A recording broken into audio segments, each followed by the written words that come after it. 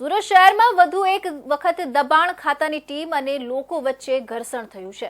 પાંડેસરા બમરોલી વિસ્તારમાં દબાણ ખાતા દ્વારા લોકોની લારી ગલ્લા જમા કરતા ઘર્ષણ સર્જાયું હતું અને કર્મચારીઓને ધક્કે ચડાવ્યા હતા।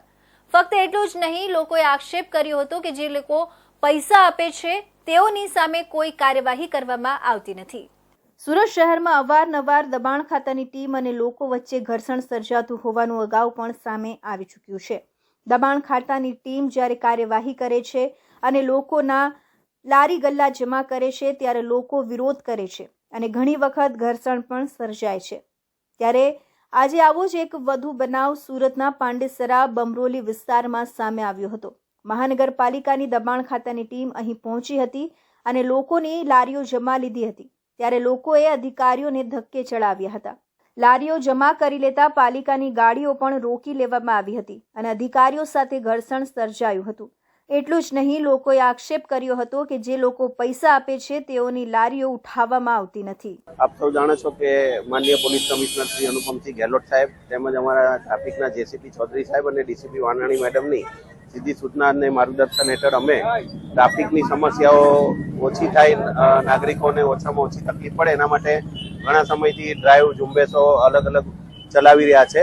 જેમાં સીપી સાહેબ તરફથી રોડ પરના ખાસ કરીને જે અડચણરૂપ દબાણો હોય કે વ્હીકલ જૂના હોય, ભંગાર પડ્યા હોય એને હટાવવાથી જે નાગરિકો વાહન ચાલકો છે એમને એક સ્મૂથ રોડ મળે અને એ લોકો જ્યાં જવા માંગતા હોય ત્યાં સારી રીતે જઈ શકે એના માટે ઘણા દિવસથી પ્રયત્નો હાથ ધરવામાં હતા। થોડા દિવસ પહેલા સીપી સાહેબ તરફથી સૂચના હતી કે માન દરવાજાથી ભાટેના તરફ જે રોડ જાય છે ત્યાં પુષ્કળ પ્રમાણમાં જૂના વ્હીકલોનું દબાણ અને અલગ અલગ બીજા ભંગારના સામાનોનું પણ દબાણ છે। જો જે દૂર કરવામાં આવે તો નાગરિકોની તકલીફ વાહન ચાલકોની દૂર થાય એમ હોય છે। શહેર ટ્રાફિક પોલીસ અને એસએમસી કાર્યવાહી કરી રહી છે। ત્યાં માન દરવાજા ખાતે પણ દબાણ દૂર કરવા માટે કાર્યવાહી કરવામાં આવી હતી।